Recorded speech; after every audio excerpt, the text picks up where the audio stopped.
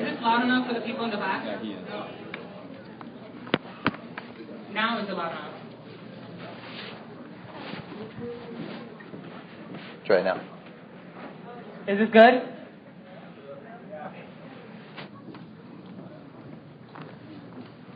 Welcome, ladies and gentlemen, to the first ever Concordia Coal Exports Forum. This is a great turnout, far bigger than what I was expecting with my doomsday scenarios. Tonight, we are not here to sway you towards one side or the other. That's not our job. We have put in significant effort to make this forum as unbiased as we possibly can. And as such, we have selected incredible speakers who are not only well-versed in their respective areas, they also know how to present their views in a moderate and acceptable manner.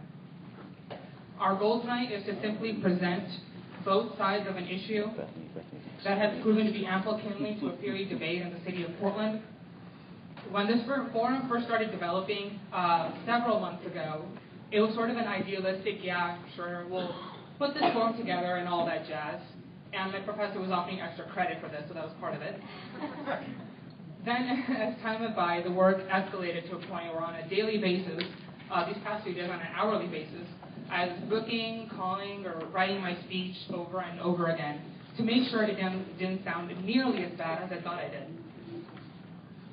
But as I'm standing here in front of all of you tonight, I am reminded of a cliche people brought up to me.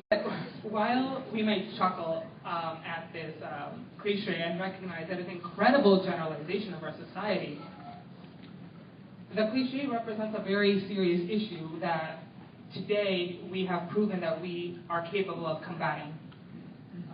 Apathy has sort of taken root in a way that many issues have just completely fell by the wayside. Women's rights, coal exports, student loan rates, and Pell Grants. Who cares? It's constantly thrown about. Or, well, I'm a one person, so what can I do about it? But we care. That is the reason why we have put so much effort into actually organizing this tonight. You care. By coming here tonight, you have proven that you care. Whatever your motivation was for being here tonight, you're really passionate about being anti-coal, you're really passionate about being pro-coal, you just want to learn more, or you're just a big fan of Sodexo's coffee and cookies. Whatever you're here, thank you so much for you, because you have proven that cliche of Americans not caring about their community is definitively a false one. It's incredible, honestly, to see so many people so heavily invested in their community. This is democracy truly functioning, the community joining together. Concordia itself, our host tonight, has been an active community member for decades. The new field, the library, our commitment to community service, as demonstrated by MLK Day, and our excellent relationship with Fabian Elementary School are just a few examples of our commitment to coalesce our relationship with the community and increase Concordia's presence and the students' presence in the city of Portland.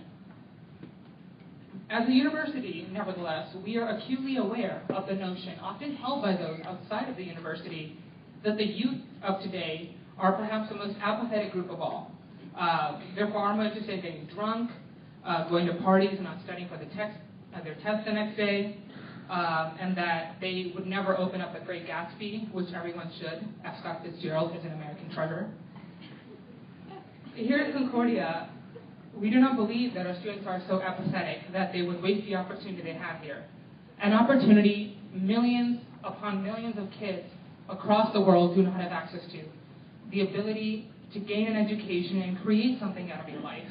We believe that as a university, when our students come here, we just don't throw them by the wayside, take their tuition, and then don't do anything for them. We believe in creating leaders, not to transform the world from tomorrow, but to transform the world from today. There is no time like the present, and we plan on taking advantage of every single moment we can. It is within that very spirit tonight that we have hosted this forum. I, however, am not alone in creating this forum. That would be giving myself way too much credit. I had an incredible team behind me who were aware of how incredibly important it is for every citizen in this country to become actively involved with their community and their nation, regardless of their political views, left, right, or center. But whenever the pressure was getting to me, and the past few days, there have been moments when I just wanted to take half a bottle of Excedrin and not do anything else. But my incredible team was there, not behind me at any time, but always with me, to give me support, to help this forum take place. That includes Dr. Cooner. Thank you so much for teaching me a life lesson in every single conversation. No matter how short it is, I have no idea how you managed to do that. Professor Caleb, thank you for being a much cooler, older sibling. David Sadler, thank you for tolerating my impatience and very angry voicemails, about 20 per minute, with aplomb. And to Stephen Quirk, thank you for shouldering so much of the responsibility of this forum on your hands and not letting your impatience ever get to me at any moment. Thank you to the faculty and students of Concordia, all of our wonderful attendees, and last but not least, our great speakers. Thank you for being here tonight and making this forum even remotely possible. Tonight, this forum will be moderated by Dr. Charles Cooner, Dean of the College of Theology, Arts, and Sciences here at Concordia. He will introduce our knowledgeable panelists and the format of the forum for the evening. Please help yourself to the refreshment in the back corner. Thank you for bearing my speech. And without any further ado, Dr. Charles Cooner.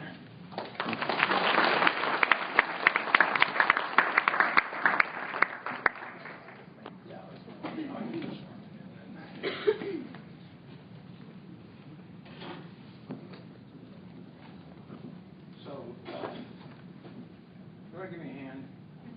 We're going to put this table out here.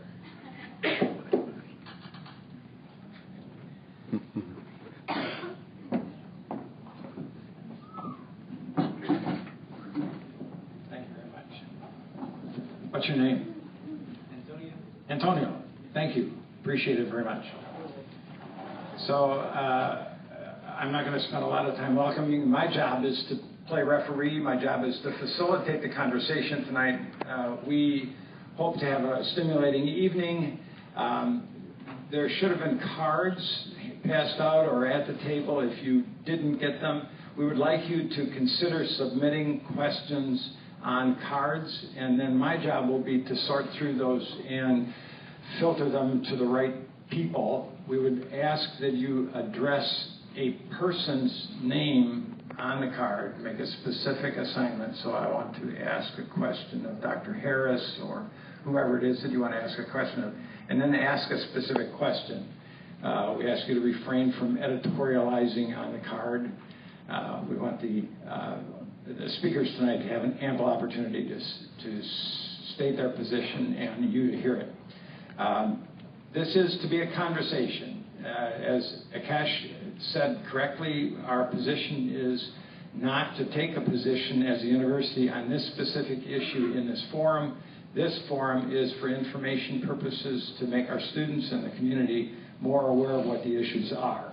This is a complex issue. There are no simple issues in environmental matters or in commerce for that matter. In 1993, I had the privilege of beginning a program at Concordia in hazardous materials management, and the premise of that, the basis of that program, was that collaboration is better than confrontation in solving problems long term. And that may not always work, but it's certainly a goal to have in mind, and that's why we sponsor conversations like this. We want to see realistic answers to really tough questions. There is no doubt that these present opportunities. The issue tonight presents opportunities for employment. It's much needed in part of Oregon. It also presents potential threats in part of the environment. So we have to weigh those things as an intelligent citizenry and come to our own decisions about what the outcome should be. We're particularly concerned about this issue, both in terms of the employment part and in terms of the environmental impact, because the coal trains themselves would come very close to us in about 2 blocks away, actually, from our campus for some of the proposed coal trains. So we are concerned from that perspective in a very selfish way. But we have a bigger concern for the community itself and what this might mean to the economy of Oregon and to the health of Oregon. So without further ado, I'm going to ask the panelists to step forward. What I've asked them to do is I'm going to give each of them the microphone to give a very brief introduction of themselves and some context so you know where they're coming from. And then each of the panelists will have a 5-minute presentation. That will be followed up by a 2-minute rebuttal from each panelist. And then I will be sitting down below. You'll get to see my better side, the back of my head. And I'll be asking questions of them that you provide me on the cards. So we have people in the back at cash who will be collecting them, and others will be collecting them and bringing them up to me during the course of the evening. Without further ado, I'd like to introduce our first panelist, who is Liz Fuller from Guard Communications.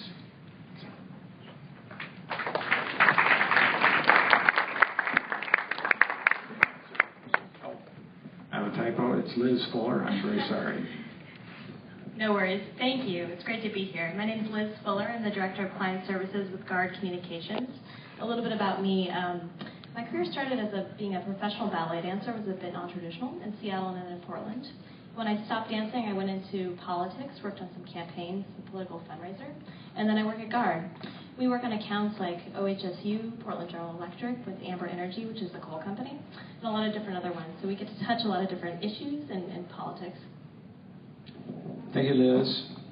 Our second panelist is Dr. Andy Harris.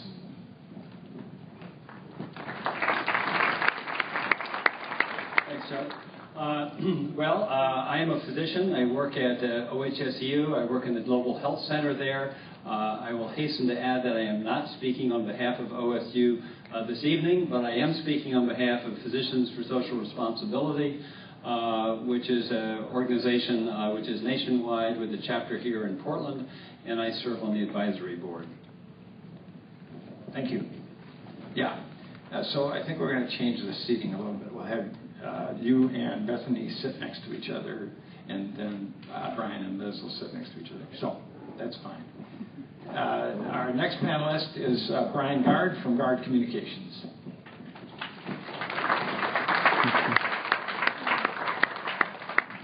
Thank you. It's a pleasure to be here. I started my career teaching literature at University of the Pacific. If you want to know where specialists in medieval Catholic drama and the history and the structure of the sonnet end up, it's here. I started the firm about 30 years ago to specialize in public policy communications. We generally work with clients from the beginning of projects and contribute to their design and then work towards their successful conclusion. I'm a recent ex-chair and still on the board of the Oregon Business Association, and a particular issue that's been of concern both personally and professionally is the state of the public health, basically, as well as the lack of jobs in rural Oregon. Thank you very much, Brian. And lastly, Bethany Cotton, who represents Greenpeace.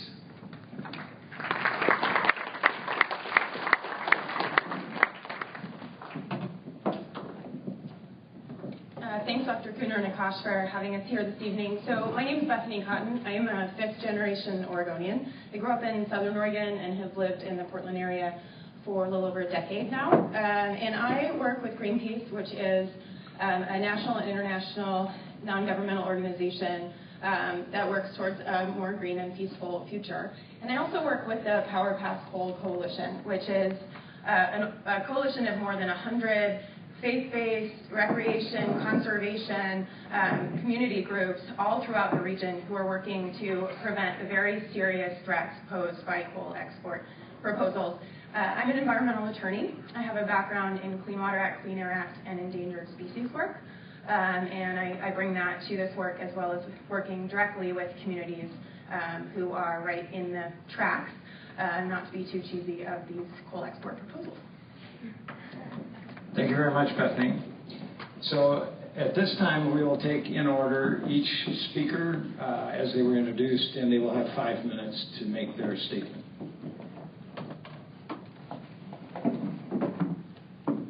Thank you. So I'm going to describe the Morrow Pacific project today. Let me know if you can hear. If you can't, raise your hand and I'll speak out a little bit louder.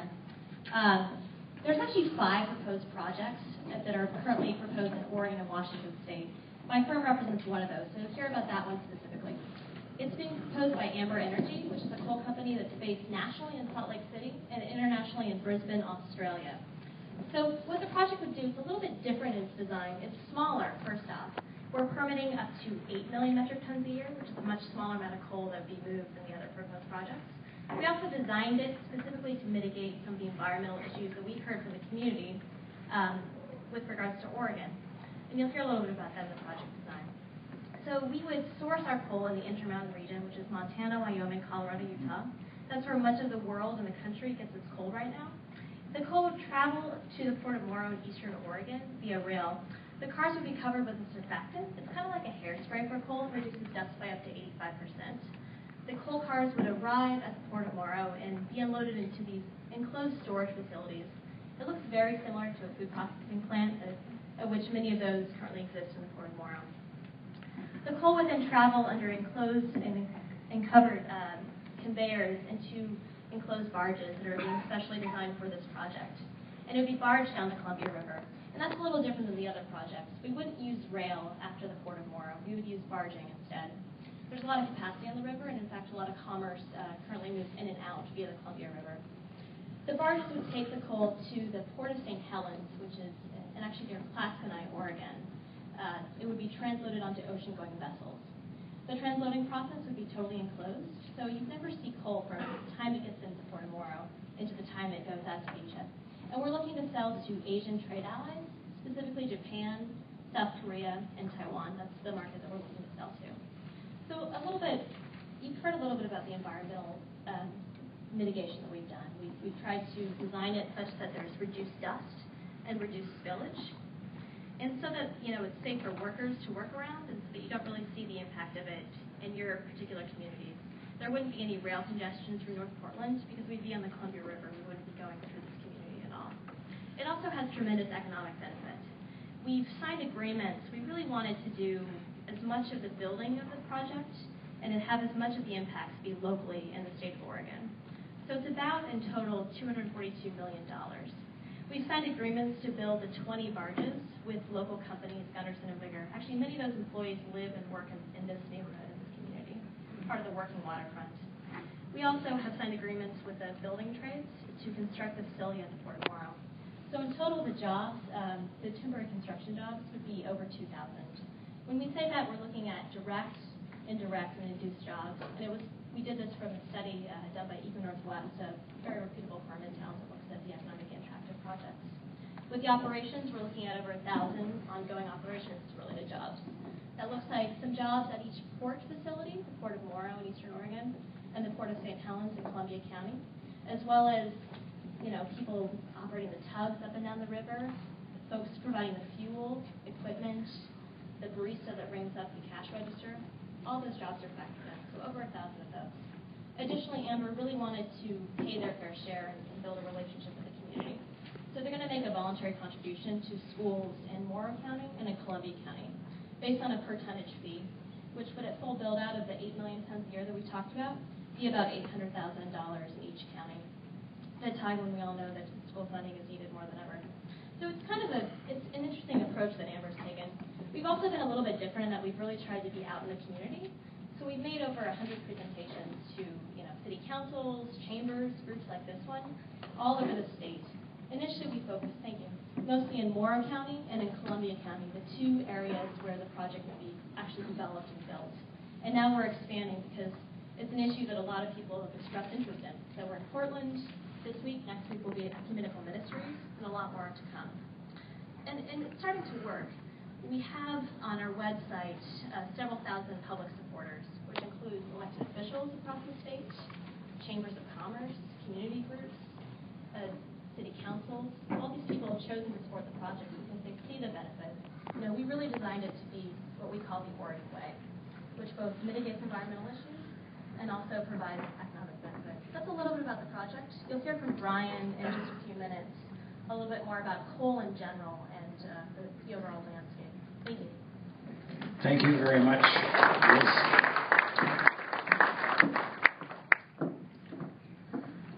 Dr. Harris, 5 minutes. Okay to sit and do this? Absolutely. Well, good evening. So I speak tonight both as a physician, but also as a grandfather of 2 young grandchildren under the age of 3.5 who live about 12 blocks from here. So why does coal dust blow off of trains? Because coal cars are left uncovered to lower the risk of fire from spontaneous combustion. And how much coal dust is lost off of these train cars? Well, according to industry figures, the average loss of coal dust is 225 pounds per coal car during a 567-mile trip. That's 225 pounds times about 125 cars per train. That is a lot of coal dust. And the powdery coal from the Powder River Basin of Wyoming and Montana is far more friable than the hard anthracite coal from eastern mines. The more wind and the more curves in the rail line, so let's think Columbia Gorge, the more coal dust blows away. And the more rain, the more coal dust drains from the bottom of the cars onto the tracks, where it gums up the tracks and seeps into the groundwater. We are told that the Powder River Basin coal is cleaner than coal from Asia and Australia because it contains slightly less sulfur. Let's be clear, there is nothing clean about coal. Because Powder River coal contains less BTUs, more of it must be burned to produce the same amount of energy as Asian coal.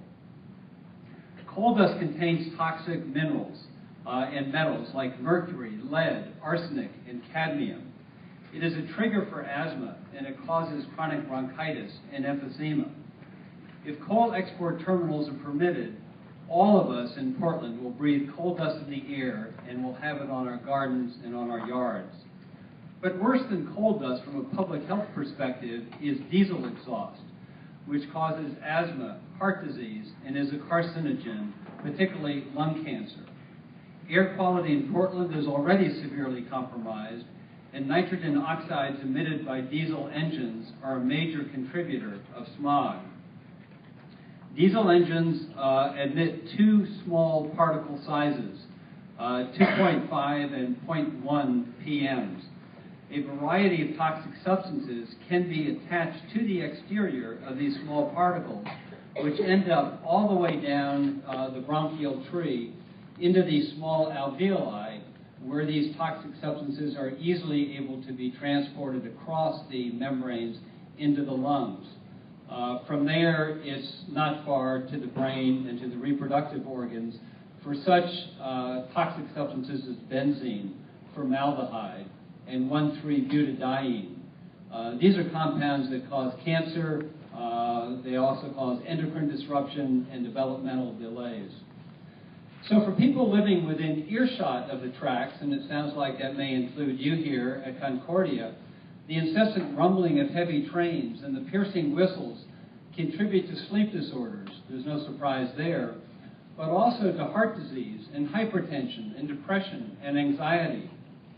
So the coal dust and the diesel emissions and the noise are all social justice issues because it's the poor, those who live closest to the tracks, who will be disproportionately affected. Coal trains typically measure about 1.25 miles in length. The maximum speed of coal trains going through towns and cities is 15 to 25 miles an hour. That ties up traffic and delays emergency vehicles like ambulances and fire trucks for about 5 to 7 minutes per crossing. That's about the time that cardiac muscle begins to die following a heart attack. So do we care if coal is burned in Asia? Sure. You know, if it's too toxic for American children, it's too toxic for Asian children too.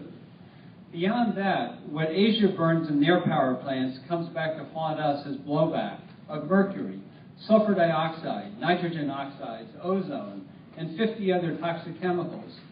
These toxics ride the air currents, and they settle on our land, and they wash off into our rivers and lakes and reservoirs. and they contaminate the fish we eat and the water we drink. Mercury is a potent neurotoxin that damages developing brains in young children and fetuses, causing developmental delays, attention deficit disorder, mental retardation, seizures, and disturbances of gait and speech. I think my time is limited. We can talk later about global warming. That's another concern that's great, and we'll have more opportunity. Thank you very much.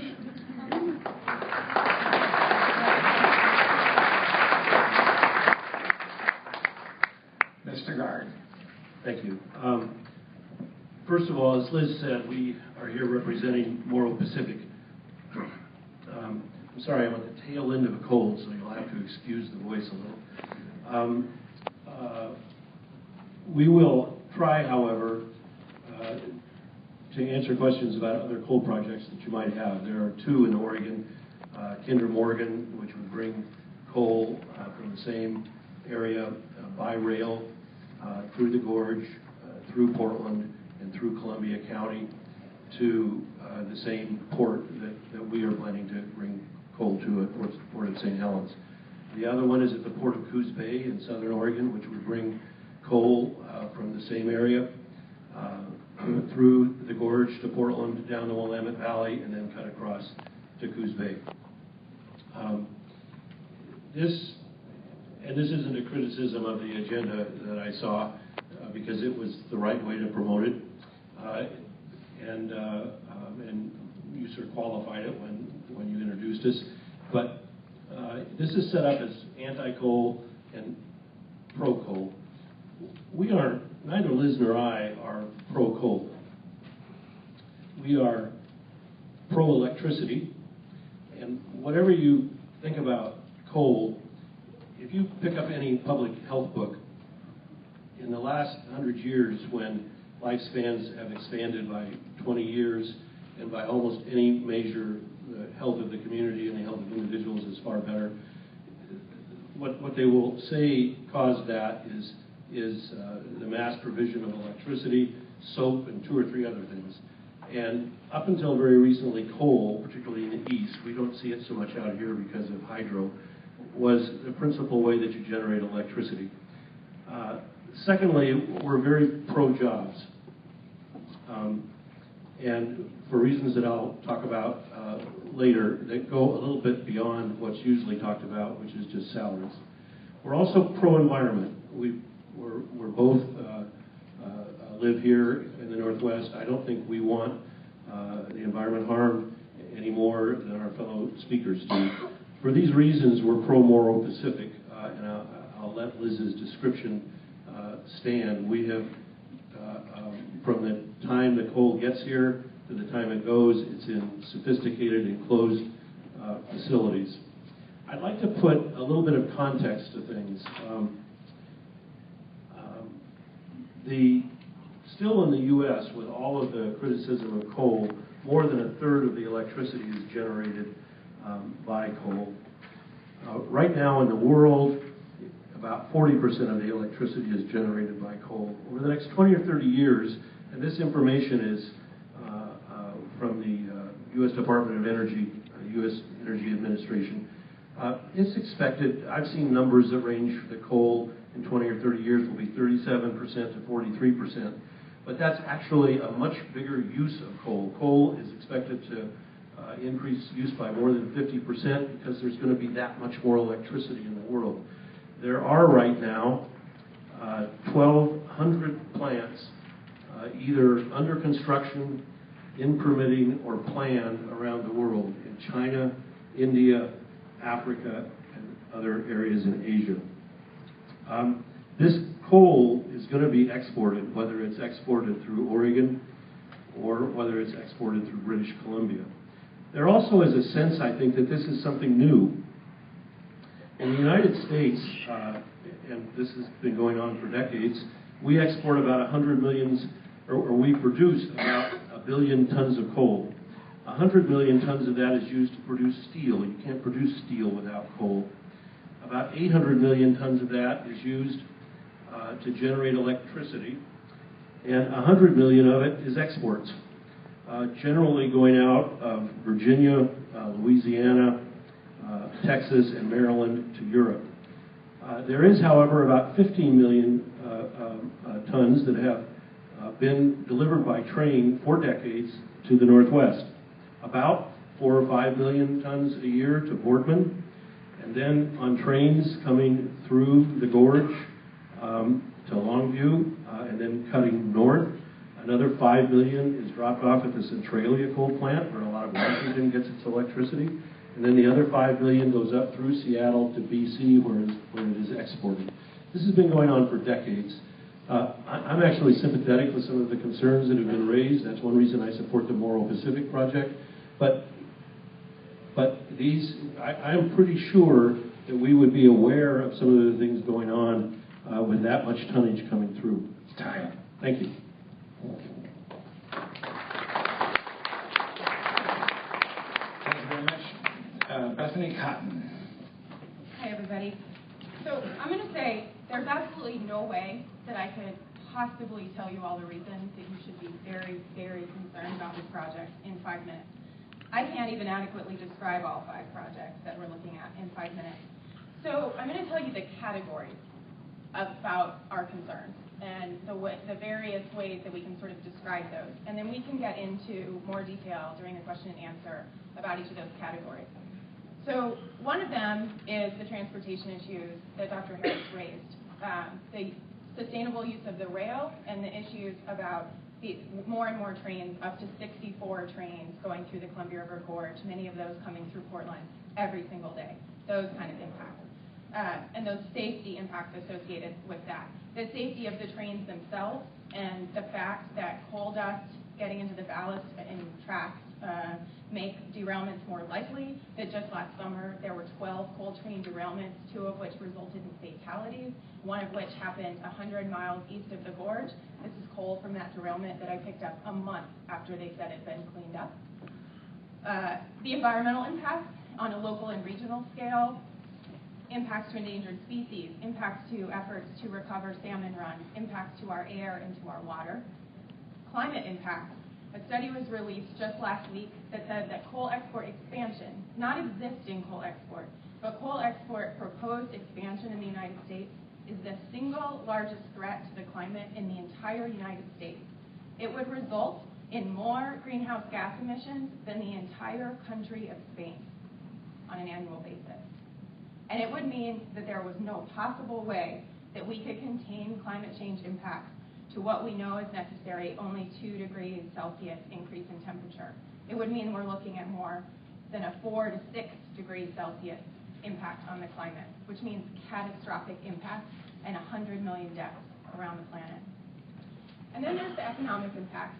And I think it's important to note that the jobs versus environment frame is totally false, because that implies that there's no subtraction in the equation, that we are only talking about the few jobs that would be added in association with this project. And we're not talking about any of the jobs that would be lost or are threatened by this project. And then it's important to talk about some of these other arguments that you've heard today. This argument that somehow coal is why people have electricity and that we have to have coal for electricity in this country, and that it's how people eat. Well, those are really similar arguments that you heard about DDT, that it was revolutionary, that it was going to do all this great stuff for the world, until we realized that it destroyed ecosystems.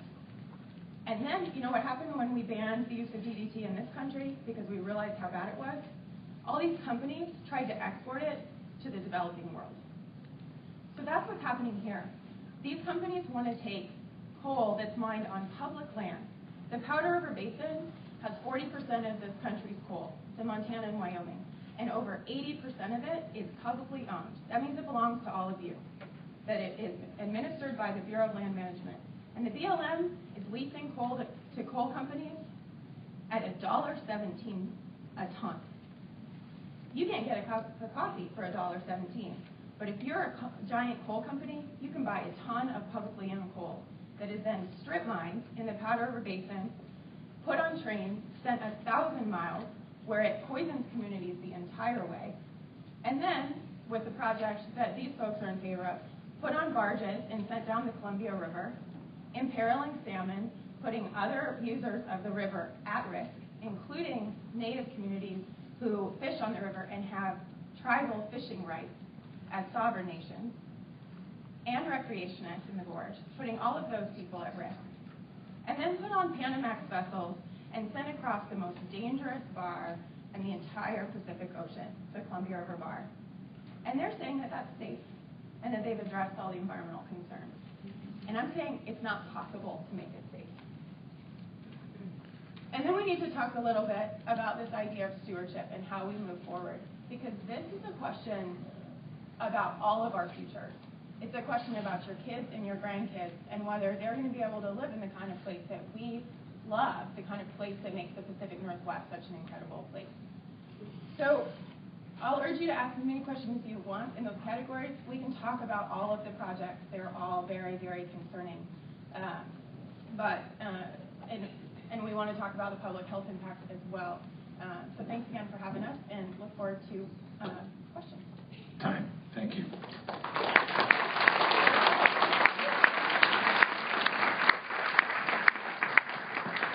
So as we said earlier, we're going to give you each 2 minutes of rebuttal time, or you can use it for talking about whatever you'd like to. The weather, future of the baseball team in Seattle, who knows? Okay. So we'll start with Liz Fuller. Who's going to win the Super Bowl? I don't know anything about that. You really want to start an argument, don't you? So I'll just jump around a little bit. First, I wanted to say that, Bethany alluded that there's a lot of coal in the Powder River Basin. There is. Actually, the U.S. has 28% of the world's coal supply. So we have a lot of coal. We're kind of like the Saudi Arabia of coal. And right now, 500 coal trains a day go around the country, taking coal to various communities to burn for electricity or use steel or to export. That's one thing. Dr. Harris mentioned combustion being an issue.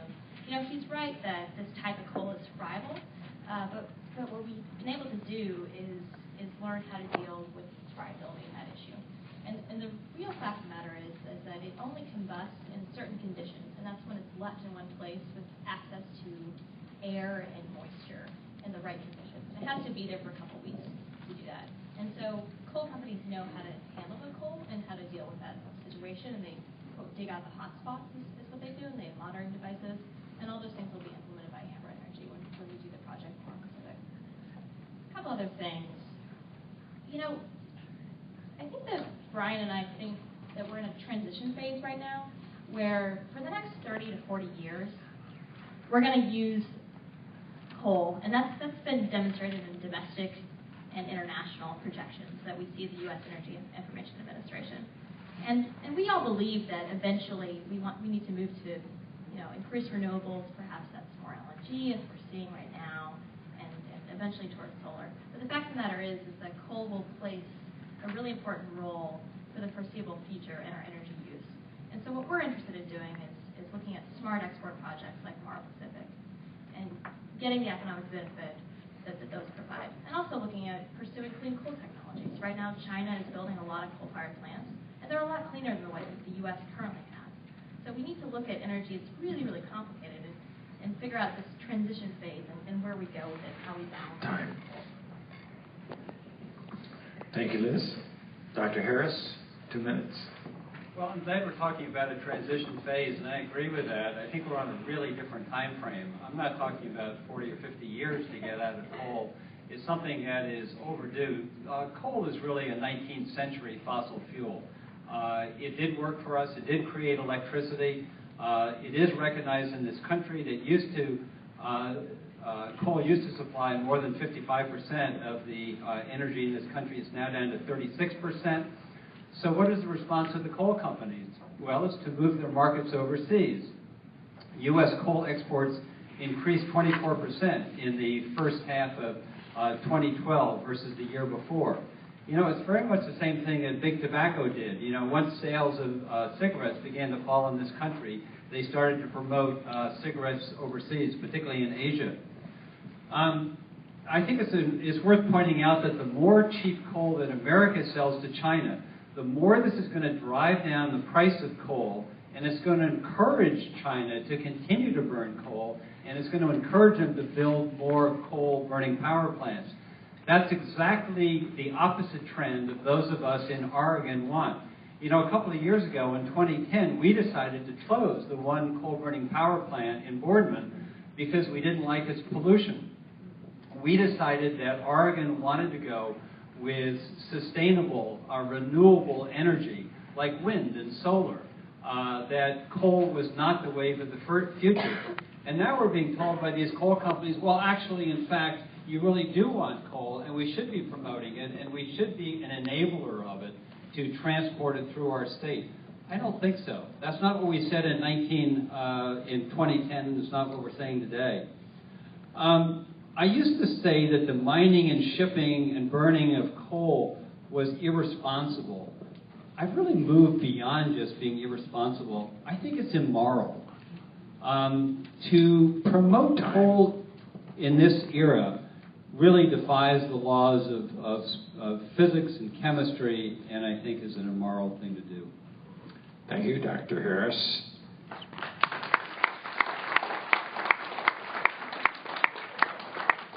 Brian Gard. There's about 7 things I'd like to respond to, but I'm going to focus on one, I think. It's an area, and I'm not trying to be facile here. I actually agree with Bethany that the jobs versus environment argument is false.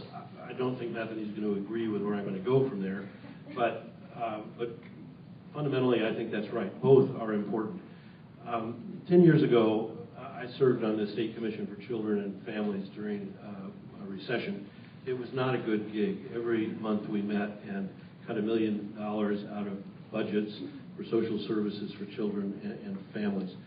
But the statistics that I remember were that in rural Oregon, there were counties where 40 or 50% of the people were on some sort of social service.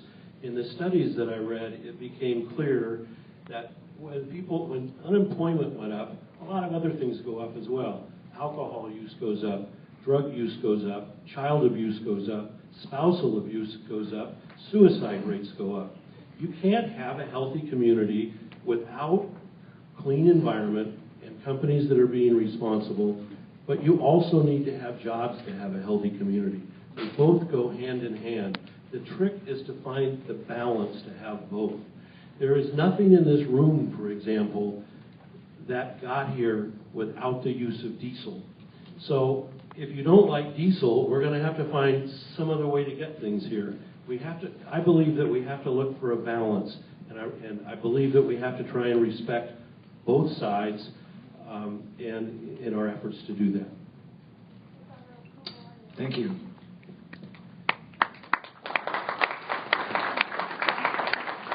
For the final 2 minutes, Bethany Cotton. So I too would like to talk about several different things, but I think we won't have time. So Brian just said that we want companies who are responsible, and I think it's important that you folks know a little about Amber Energy, the company that they represent. So Amber not only is the proponent of the proposal to bring coal by rail and then by barge and then by ship, called the Morrow Pacific Project, but they're also the proponents, the majority owners of the huge project proposed in Longview, Washington, called the Millennium Project. And that was the first project that showed up a couple years ago. And they came to the community in Longview, just an hour north on I-5, and they said, look at us, we have this small little coal export project, and it's going to be great, and it's going to bring jobs to your community, and you're a community that has high unemployment, and we're great corporate citizens, and we're going to do this for your community. And it turned out, in the course of some conservation organizations challenging the issuance of the first permit, that the company had every intention of exporting not 5 million tons like they said, but 60 million tons of coal. And that their documents, the emails that they were sending internally, that they said, we can't tell the community that if we need to wait several months or it'll look like we lied. It'll look like we misled this community and these elected officials, which is exactly what they were doing. And that's the company we're dealing with here, folks. It's a company that wants to do a very nasty coal proposal in its native country, in Australia, and that community spoke out and said absolutely not. And Amber's in really serious financial difficulty because of that, because they lost so much money when the citizens in Australia said no to their proposal there. So you have to take it with a grain of salt when they say they're going to be good corporate citizens, and when they say that they're just going to give, that they're only going to export 8 million tons a year. They're talking about 45 million tons a year just across the river in Longview. Time. Okay, thank you very much.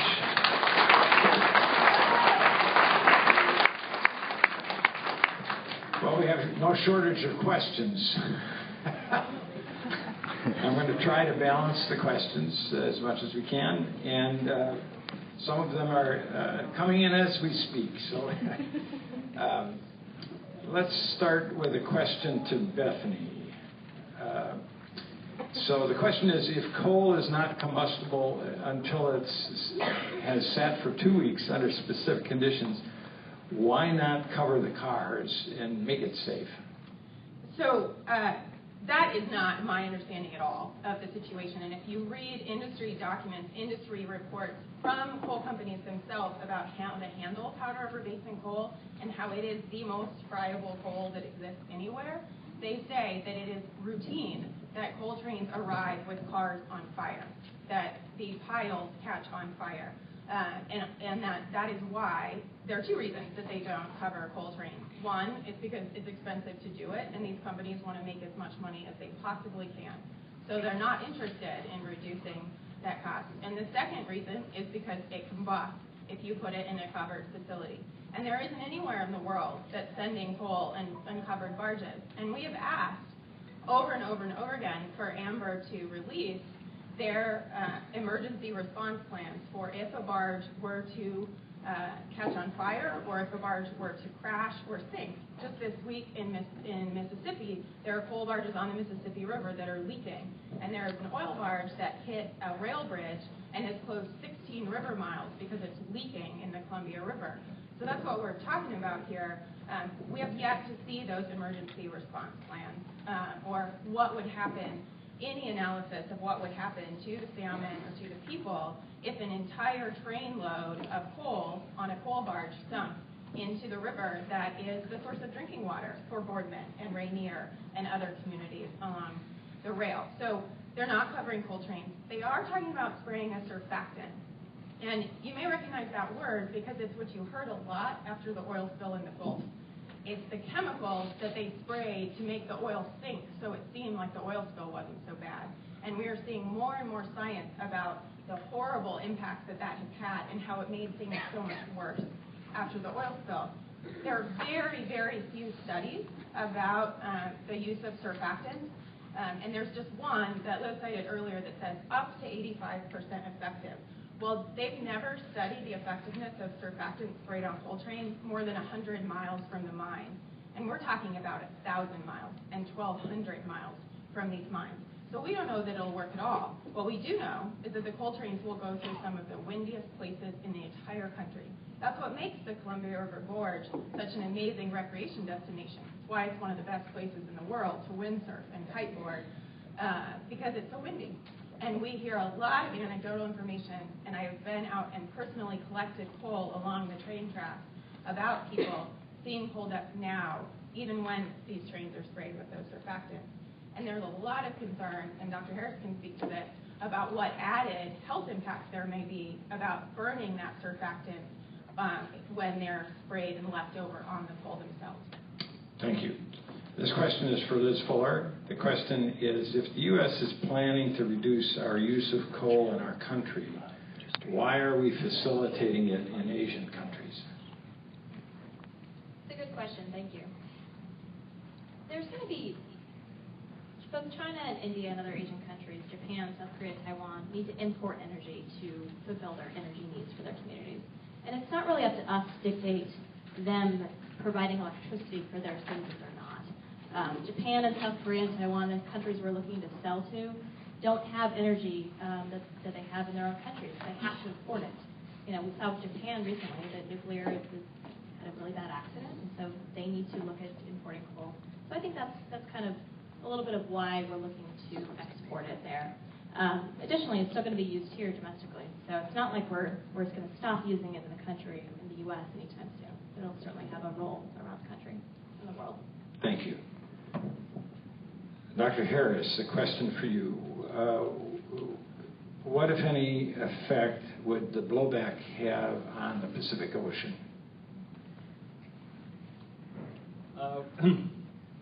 That's an interesting question because there is acidification taking place in the Pacific Ocean, which has to do with the carbon dioxide level.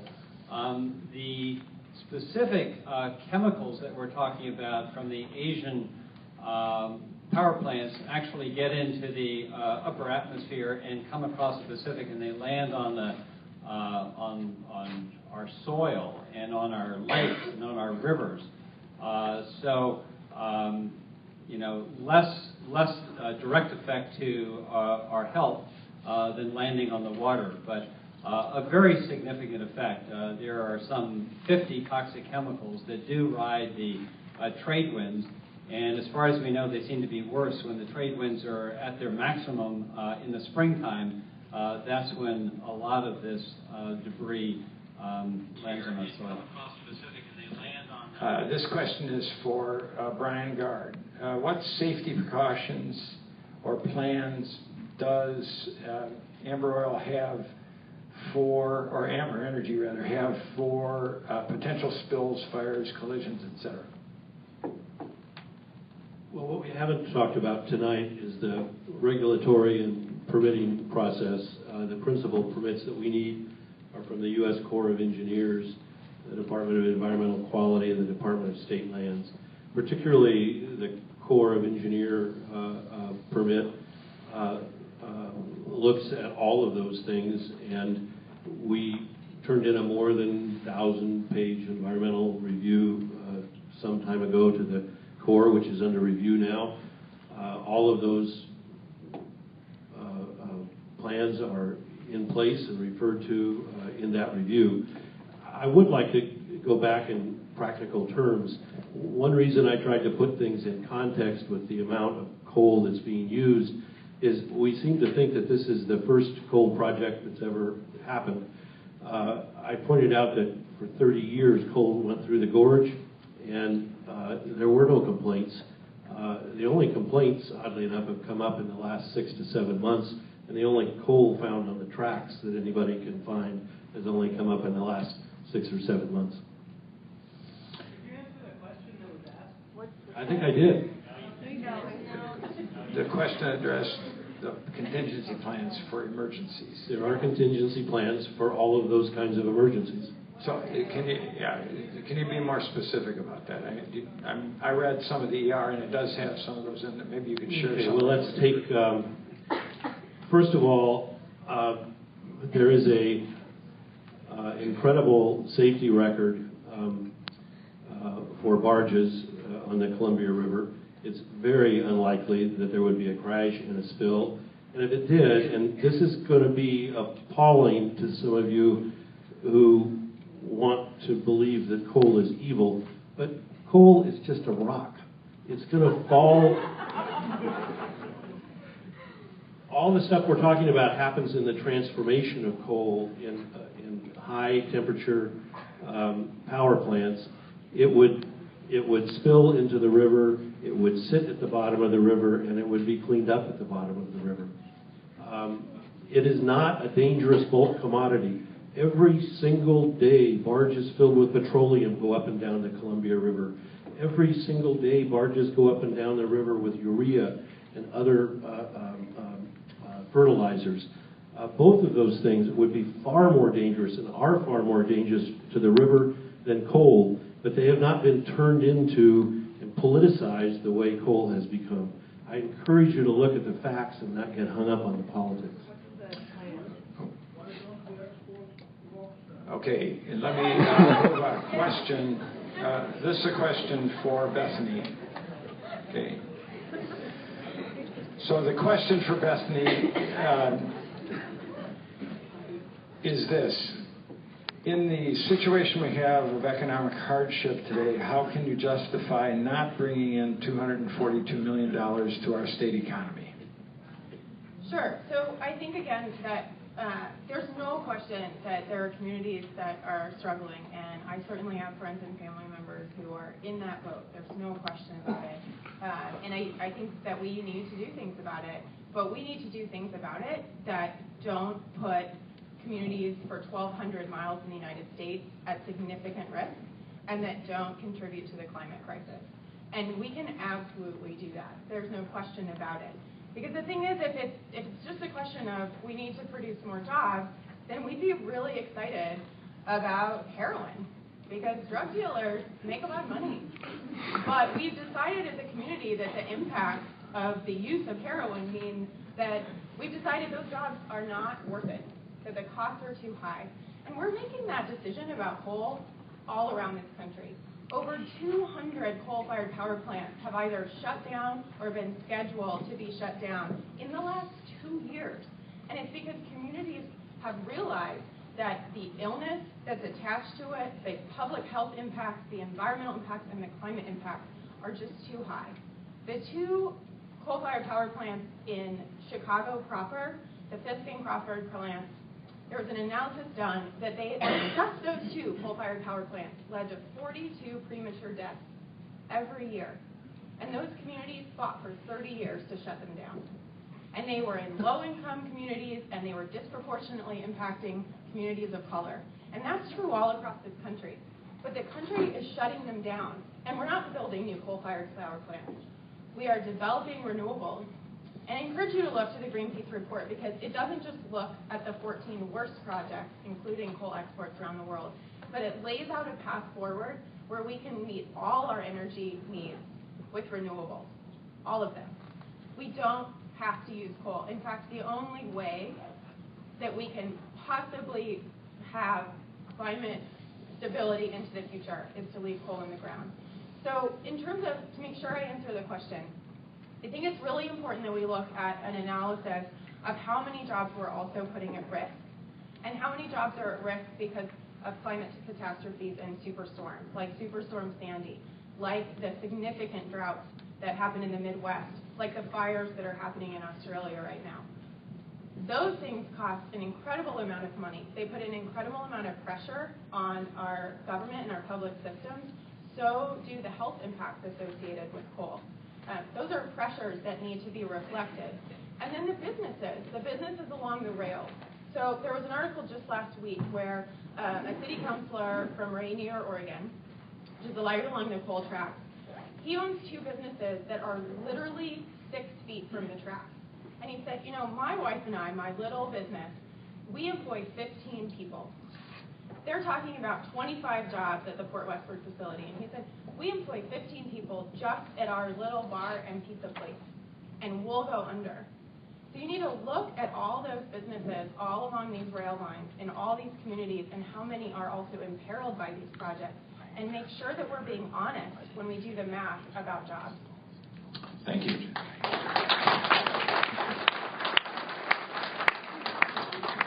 The next question is for Liz. Comes from an 11-year-old girl who shall remain unnamed. She says, do you believe humans are the cause of climate change, and why not invest in renewable energy? Okay. To the unnamed 11-year-old girl out there. You know, I actually do believe that humans are the cause of climate change, and I do believe that we should invest in renewables. And I don't think that that's, having said that, I don't think that we can fully transition. I'd like to read the Greenpeace report, but I really don't believe, based on my research, that we can make that transition any faster than 30 to 40 years from now at the very, very earliest. So yeah, I think we need to be doing all we can to invest smartly and wisely, but we're going to use coal, and we're going to continue to use coal for the next 30 to 40 years. Thank you. This one is for Dr. Harris.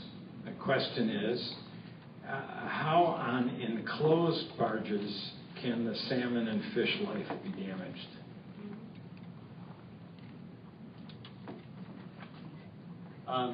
Well, if all goes well, and there's no leakage from the barges, probably the salmon and the fish are not going to be greatly impacted. Now, having said that, accidents do happen, and we haven't talked about accidents that are human, that have humans involved in them. Let's remember that Hood River is the windsurfing capital of the world. People come from all over the planet to windsurf there. They're out there with these kiteboards, with the sun glinting on the water. It's very hard to see traffic on the river. We're going to have accidents because this Embray Energy project is going to practically double the number of barges on the river, 94% increase in the number of barges going through the Columbia Gorge. So there are going to be significant impacts. We never have heard what's going to happen if a fire breaks out. That could dump the whole barge in the river. That would certainly have an impact on the fish and the salmon. There are a lot of unforeseen things. One thing that they do mention on this Morrow Pacific project is that it's all going to be enclosed. I think that's admirable. I think it sounds good. I do worry about the workers who are going to be in those enclosed spaces. It seems to me it's going to be like working in a coal mine because it's not going to be vented very well. I also remember that when this was first proposed and the Clatskanie, they were looking for a site, and they were in a conversation with PGE. You know, PGE is the folks that run the coal-burning power plant in Boardman, and they were negotiating to see if they could lease some of the land to PGE, and PGE said, no way, we don't want that dirty coal next to us because it might gum up our machinery. Well, let me tell you, it's going to gum up a lot more than the machinery. It's going to gum up the lungs of children and elderly and people with emphysema. So I do worry about the wildlife, too. Thank you. So the next question is more of an informational question, but it's to Brian Gard. And the question has to do with, I think, political process. That is, if the coal export facilities at Morrow and the Port of St. Helens are stopped somehow, can the city or state stop the coal trains from coming through here on their way to the Canada facilities? Good question. May I just make a factual correction to something that Sure. Andy said? He's absolutely right that PGE said that, but they didn't say it about Morrow Pacific. PGE has written a letter to the Port of St. Helens indicating that they have no issues with the Morrow Pacific project. That letter was a letter to the Kinder Morgan project. And the Kinder, for information of the people out here, why don't you say a word about the Kinder Morgan project? The Kinder Morgan project is on January 25th of 2012. Both projects were given lease options at the Port of St. Helens by the elected commissioners of a vote. I think it was 4-1 for Kinder Morgan. It was unanimous for Morrow Pacific. Our project has moved quicker, and we believe in coming to community meetings like this. I actually know very little about the Kinder Morgan project, other than it is a rail from Montana and Wyoming through the gorge. I'm not sure. I mean, you can come on both sides and then cross over, but I think it's coming through Portland and then will come through Columbia County. And Bethany is absolutely right that there are, and this has been in the media, and Port of St. Helens has indicated this, there are significant rail issues in Scappoose, St. Helens, and all the way up to Rainier, having to do with the rail infrastructure. And then and the reason PGE is concerned is because it would have an open coal pile at the Port of St. Helens. So it's much more of what I would call a classic or standard kind of coal project compared to ours. To get to the question,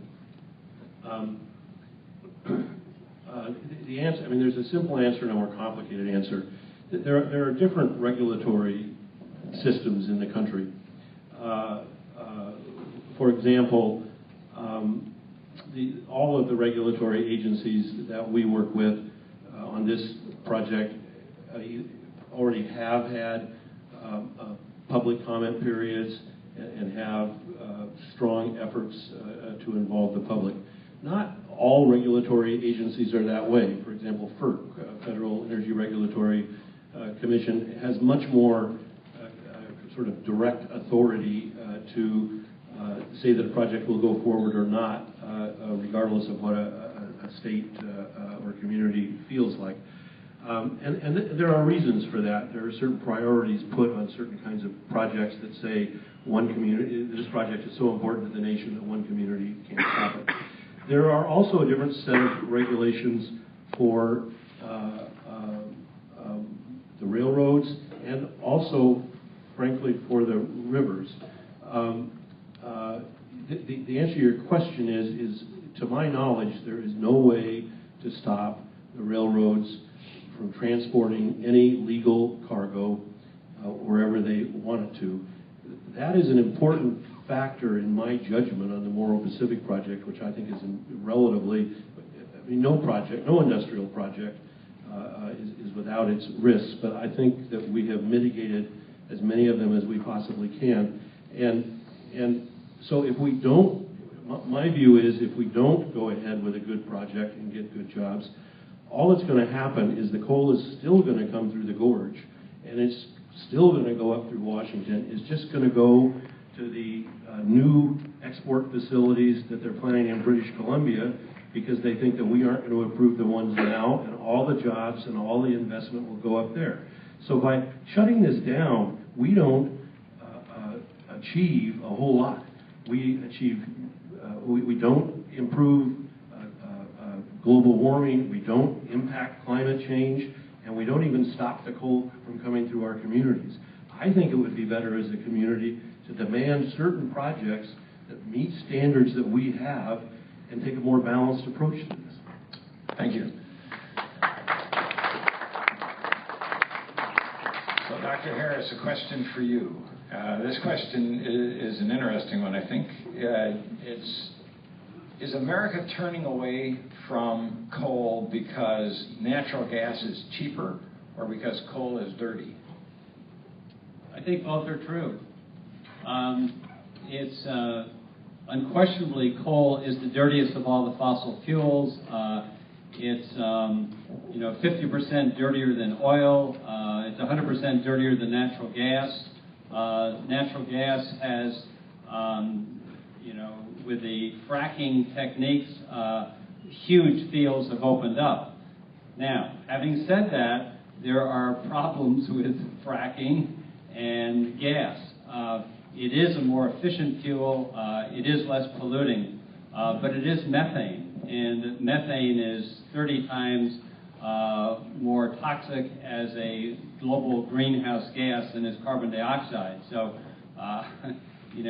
we are trading one fossil fuel for another. In a transition time, we need to do that, but clearly Oregon has made the decision that we want to move to sustainable energy, solar, wind, hydro, geothermal. This is the way we ought to be moving. When Mr. Gard mentioned about so many diesel trains already here, that's true. I mean, we are concerned about the diesel emissions, but Physicians for Social Responsibility has not been out laying down on the tracks to stop wheat trains. I mean, they're already going through our community. It's the size of this project, the amount of tonnage of coal that is proposed, the numbers of trains. Bethany mentioned 60 per day. I think that means 30 going in each direction. Even the coal trains that are empty are spewing coal dust and diesel. So that's what we're objecting to. Thank you. Next question is for Liz. And for the information of our audience, the Morrow project has undergone what's called an environmental review. It's about a 100-page document. 1,000 pages. One one I saw in the one was only about 100 pages. All right. So anyway, yeah, maybe that was the executive summary. At any rate, that's a lower level review than an environmental impact statement. And so the question has to do with whether you would support an environmental impact statement study on all 5 of the projects simultaneously to get a broader perspective of what really the impacts are on the area. What's your position on that? Sure. So Brian touched on this, but the Army Corps of Engineers is a federal agency that really is the lead agency on the permitting process for all the proposed projects. There's 3 projects that are actually going through permitting right now, and then there's a couple others that haven't started quite yet. The Corps is the agency that determines the scope of the environmental review. It's really not for our project to say we prefer one or the other. We're really we're following the directions that have been dictated upon us. And the Corps has determined that it's fair for the Morrow Pacific project to go through what's called an environmental assessment. And that was done based on projects that are similar in scope and size. So for example, in Longview, they recently permitted, it's called the EGT Grain Terminal Elevator project in Longview. And that was done with an environmental assessment. Same thing with a coal project that was permitted on the Ohio River, I think it was in 2010 that it got permitted, maybe 2011. That also did an environmental assessment. And it has to do with the scope and the impacts. It gets very technical and really, frankly, I won't go to the level of depth because I'd bore you all to tears. With other projects like Millennium and then Gateway, those are 2 of the Washington proposals. They are going through environmental impact statements, which is a broader process for them and a little bit more lengthy in time. The Corps determined that our project is smaller in scope and its environmental impact, and so we'll do the environmental assessment. Now, having said that, at the end of their permitting process, we're doing what's called consultation right now with other federal agencies as well as with the tribes. If there's a, quote, finding of significance, which is a technical term, then that would trigger an environmental impact statement. And again, that's something that the Corps would direct us to do. So we're really just following directions at this point. Thank you very much. I don't think she answered the question. They were asking about an area-wide EIS. Right. And I don't think that's been addressed. Could I? Yeah, go ahead, Brian. The problem with it, first of all, I think that there's an assumption that an environmental impact statement is somehow more stringent or strict than an environmental assessment. I spent years working in the Columbia River Crossing project, which had its federal EIS approved not long ago. An environmental impact statement is exactly what it sounds. It's a listing of the environmental impacts, which is really just what the environmental assessment is. The reason, and what they want is a listing of how you're going to mitigate that, how you're going to respond to it. It's not a judgment call of you've got these 5 things, therefore you're going to get permitted or you're not. It's whether you can respond to the impacts that you make in either case. The reason that to date there's a difference between, Liz was focused on moving to the environmental impact statement of one project. There is very little precedent for an environmental impact statement over a region on multiple projects. And I think in the conversations that we've had with regulators and others, people aren't even sure how to do it. First of all, no details have been listed about Kinder Morgan. Very few details have been listed about the Port of Coos Bay. I've mentioned a couple times where I've agreed with Bethany. One place where I disagree is you're not going to have 60 trains a day because not all of these projects are going to be permitted. That's the reason for the permitting process. But to try and force all of these projects under the same timeline is simply not practical. You actually have more likelihood. Imagine if you had a group EIS and all of them were permitted. Then you're going to have all projects going forward at the same time. This is not automatic that an environmental impact statement is going to stop these projects. I think it's better to use the existing regulatory framework, have each project judged on its merits, the ones that can't mitigate, that can't respond to the impact statements, have the regulators deny them a permit.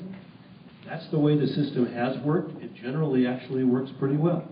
Let me push that a little bit, though. Okay. So the question that I have with regard to that is, certainly the project at the Port of Morrow is not going to be as big a project, for example, as the Longview project that's currently underway. Which will be under an EIS. Right. So, but the question has to do sort of with simultaneous effect of multiple projects. So when the project at one site does an environmental review, it's talking about its impact on that area. But it's not taking into account the impact of the other projects that are going to be producing the same kinds of... I don't think that, I understand the question. I don't think that's accurate, sir. If Morrow Pacific was approved, the fact that Morrow Pacific was either in operation or was going to be operational would be a new fact of the region, which would be considered on subsequent EISs by other projects. Okay, thank you very much. Bethany, the question to you. You mentioned, you had a brief vignette there in one of your talks about the fellow was running the bar and grill and was going to lose 15 jobs. You mentioned in broader context that you thought there should be a subtraction of jobs lost. Can you expand on that and talk about what your view is of the types of jobs that would be lost in general in that situation? Sure.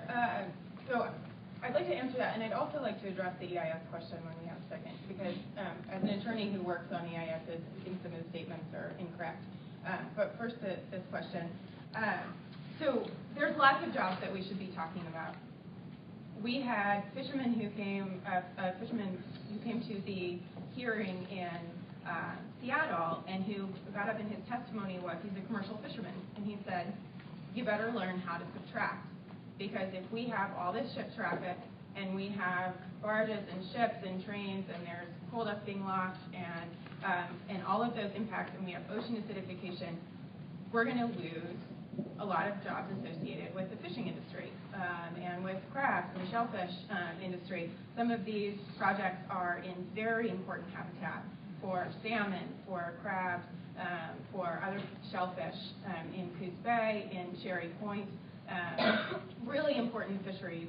In fact, we keep hearing reference to the Port of St. Helens, and it's a little confusing because the Port of St. Helens is an entity, and they operate multiple locations. So the location at issue is actually called Port Westward, and it's on a part of the Columbia River called Bradbury Slough that was designated as really, really important juvenile salmoniid habitat, so much so that several federal agencies in partnership with American Rivers about 7 years ago spent $5 million to rehabilitate that area and the island that creates the slough that Amber Energy wants to turn into a coal barge parking lot. So there's a lot of concern. There's a lot of concern about how much of the recreation economy that is so important in Oregon and Washington will be impacted.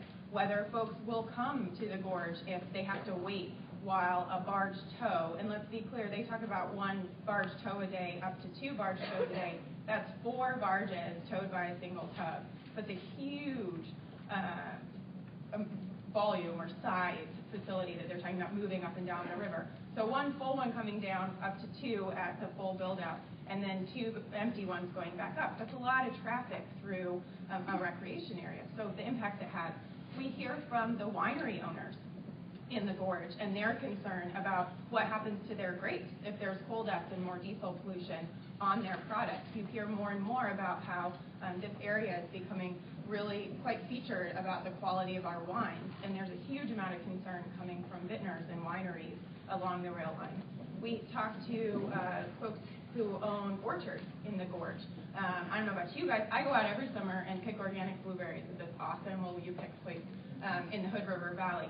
Well, you can't wash, or there's fruits and vegetables that you can't wash before you move them, and if you get coal dust on them and toxins, you lose your organic certification, and you lose your ability to sell your product at higher prices. There's a mint farmer who sells his mint to Tom's of Maine to make toothpaste, and he has really, really great mint. Well, you can't wash mint. It ruins it. You can't sell it if you have to wash it first. So when they test his mint, you can no longer use it because it's got too many toxins on it, then his business is totally destroyed. So it's all sorts of businesses associated with these things. And then it's just like the mom and pop stores along the railroad tracks. And the businesses in Longview where there's going to be so much disruption to traffic that businesses don't believe that people will wait. You're not going to wait for 6 or 8 or 12 minutes at a railroad crossing to go shop at the local store. You're going to go down the freeway a couple exits and go somewhere else. And so those businesses are going to go under too. And then we talk about, well, you might produce some new jobs, but are they the kind of jobs you want to produce? Do we really want more jobs for nurses at elementary schools because more kids have asthma? Do you want there to be a need for more emergency services because more people are getting sick? Not just because of the coal dust, but also because each of these trains is so heavy that it needs 4 diesel engines to pull it. And they actually put 2 in the front and 2 in the back. So 2 are pulling and 2 are pulling. And what that means for derailment is it creates an accordion. And it means that when there's an accident with the train, more of the train cars actually spill out. So there's a lot of concern about impacts on jobs. And then they talk about direct jobs and indirect jobs, and then I'm going to forget the name of the third category. So that's kind of like, well, you've got the person who works at the port, and then you have the babysitter that watches their kid, and then you have the restaurant where they buy coffee in the morning. And they're saying that that waitress's job is somehow related to the person having a job at the port. Well, we can talk about that too. You want to talk about the climate change impact and how many jobs that's going to cost and how much money that's going to cost to us in this area if sea levels rise and if the ocean becomes too acidic to have there be ocean or fish caught out of it. So there's lots of levels that we can talk about when we talk about jobs, and we're just asking that you not just do the plus side of the equation, that you look at the negative side as well. And then if I can just address the EIS for a question. So an EA and an EIS are not the same thing. And one of the primary differences is that when you get an EIS, there's a draft that goes out for public comment. And when you get an EA, it just gets published. And so you lose this entire area for the public to look at this document and analyze it and write comments and say, you forgot this, or this isn't really adequate analysis, or we'd like you to look more into this issue and to talk to the public. And what we've been asking for is for as much public participation as possible, because there are so many impacts. And for not only for that public participation to be in writing, but for there to be hearings and for those questions to be answered. And the amount of participation that's happening on this project is totally unprecedented. DEQ held a hearing on specifically the Amber project, and 850 people showed up, 800 of whom were there in opposition. That had never happened before. The DEQ officials were astounded. And over 10,000 people showed up at the hearings throughout Washington State on the Cherry Point project, the Gateway Pacific project, over 9,000 of whom were there in opposition. And 100,000 people sent comments in opposing the Cherry Point project during that public comment period. So the idea that we would do a shortcut, that we wouldn't do that second step of analysis, and that we wouldn't look at the broader impacts of this when there's that much public interest, because one of the factors that determines whether you do an EA or an EIS is the controversial nature of the project. It doesn't get a lot more controversial than this. So we're asking for an EIS at every location, and we're also asking for an area-wide, which is not actually unprecedented. It's happened on several things. It's happening right now on sage-grouse throughout all the areas that impact this species that's very threatened. So there's an area-wide analysis happening right now on impacts to that species. And we're saying you can't just look at the impact of literally driving a pile into the Columbia River at Port Westward. You have to look at 1,000 miles of rail traffic, and you have to look at what happens when that coal gets burned, and 20% of the mercury toxicity in this region comes directly from Asian coal-fired power plants. You've got to look at the whole scale, and then we can decide, is that impact acceptable? Is it even possible to mitigate before we make a decision? Thank you. I'm going to turn it back to Liz for a second. Liz, I'd like to ask you to address the concerns that were just expressed by Bethany about jobs. From your perspective, is her analysis a fair analysis of what the situation is in terms of when you're talking about job production? Have you considered the impacts on the economy in a fair way? Yeah, absolutely. So actually, with the environmental, since we're talking about the permitting process, the environmental review that we created that goes into the environmental assessment process the Corps is doing actually has to look at the economic impact, and that has to look at both positive and negative of all these aspects. Don't have it memorized, but it's on the website, and I encourage you all to read it at your leisure. You know, from our perspective, when we talk about the direct, indirect, and induced, that's the standard that economic impact firms across the country and certainly in this region use to analyze the economic impact of the project. So, that's why we talk in those terms, and we like to be really clear that we're not saying that they're all direct jobs that Amber itself is employing. So that's why I told you all about the direct and indirect jobs, just to be clear. With regards to the jobs lost, I guess I'd go in the categories that Bethany addressed. The fisherman that was concerned, for example. We believe that commerce along the river exists and should coexist with recreation, with fishers, and with tribal users and sports fishermen and women.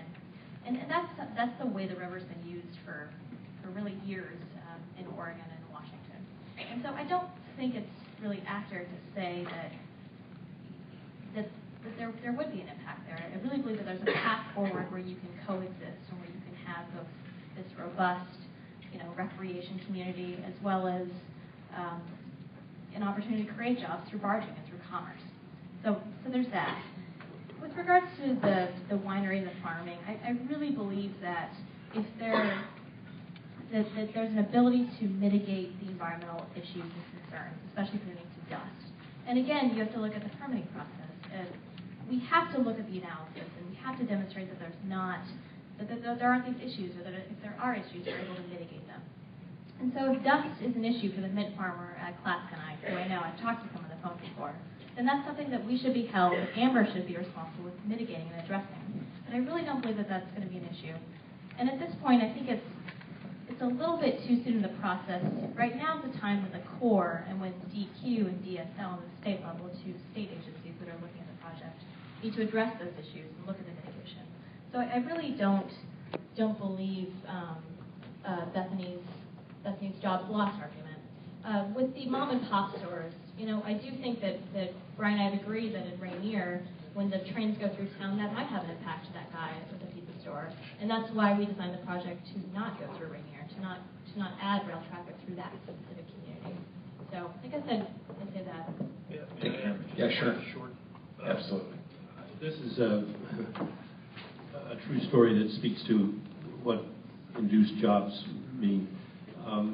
The Clatskanie Chief, which is the main paper in Clatskanie, which is near Port Westport, in its, I think, New Year's edition, talked about the several things that were important in 2012. One of them was the proposed coal projects, and the other was the closing of Hump's Restaurant. Hump's Restaurant, for 60 years, has been a place where you met in Clatskanie if you wanted to have a Kiwanis meeting or a Rotary meeting or talk with any of the elected officials. Liz and I were there in the spring for a Kiwanis meeting on a subject just like this, and the Kiwanis always feed you, and the dinner was tossed salad with a main course of broccoli, and we were cool, but at one point I asked, is this the usual dinner? And they said, no, Humps is shutting down tomorrow, and we're helping them out by letting them use up all the food that they have. And when we left, waitresses were in tears. That's the reason that Diane Pohl, the mayor of Clatskanie, is a really strong public supporter of this project. There really are induced jobs and indirect jobs that come from industry. The backbone of the whole economy of Portland is at Gunderson, at Vigor, in the ports, in the large industrial. Those are where the 70, 80, and 90,000 blue-collar jobs are. And it's those jobs that that money flows, and there's a multiplier effect. So,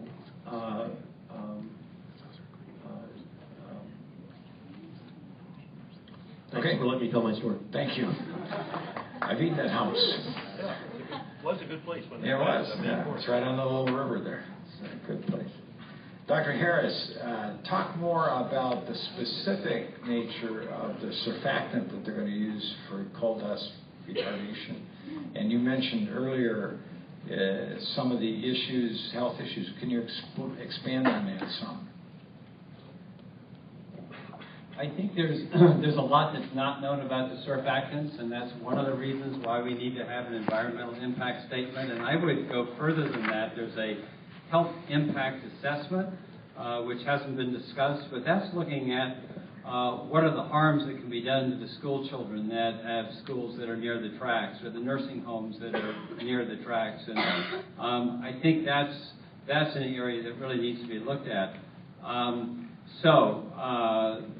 What's happening, as far as we can hear, is that the surfactant is coated on the coal, and then it gets dumped into the barges, or it gets dumped into the ships that are then going to be transporting this overseas and gets mixed in. And so therefore, it looks like it's going to end up in the toxic plume that's coming out of the power plants. I personally don't know enough to speak to what the surfactant's in. I think it's because they're proprietary. I'm not sure that that's been published, but perhaps the folks here could help us out on that.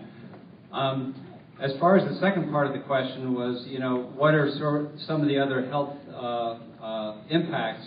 I've been sort of chuckling here as everybody's been talking about jobs, and yeah, these coal trains and coal barges are going to increase jobs. They're going to increase the jobs of us physicians and the nurses and the people working in hospitals, because there are going to be more people coming to the emergency rooms with asthma and various toxic problems. But I'm only saying that half in jest. I think there is some truth to that. I think we've got more questions than we have answers. I think that we really need to take seriously an area-wide environmental impact statement and a health impact assessment. And I would encourage you, it's going to be the politicians that are going to be ultimately making these decisions. I know that the Army Corps it's the ball's in their park right now, but it's really going to be the politicians that are going to be demanding that we have another level of study. And so I would encourage you to write a letter, to call the governor's office, also to talk to your U.S. senators, and to speak to your congressperson, because these are the folks that ultimately are going to make those decisions. And there's just too many unknowns to be pushing ahead with this project that can potentially damage not only our environment, but our health. Thank you. And Liz, do you want to speak to the question of what the nature of the surfactant is? Just really quickly, the surfactants that are used are widely used across the country on coal trains, and they're studied, the chemicals used in those are studied by the FDA and approved. And then we actually cover that topic, as well as what specific surfactants we'll use in our environmental assessment, our environmental review, excuse me. So I don't have it memorized, but it's on the website if you want to read it. Thank you. I could add some detail. Okay, go ahead. The studies that were referred to earlier on coal dust coming off and causing derailments, the organization that was behind that was Burlington Northern Santa Fe, which quite understandably doesn't want derailments on their rail tracks.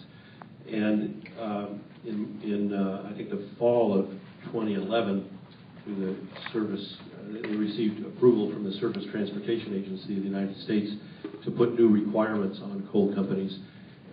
Those requirements included a new kind of what they call a profile of how the coal is put on the car, lowering it and changing the angles to minimize any dust escaping, and required them to use one of 3 approved surfactants by BNSF.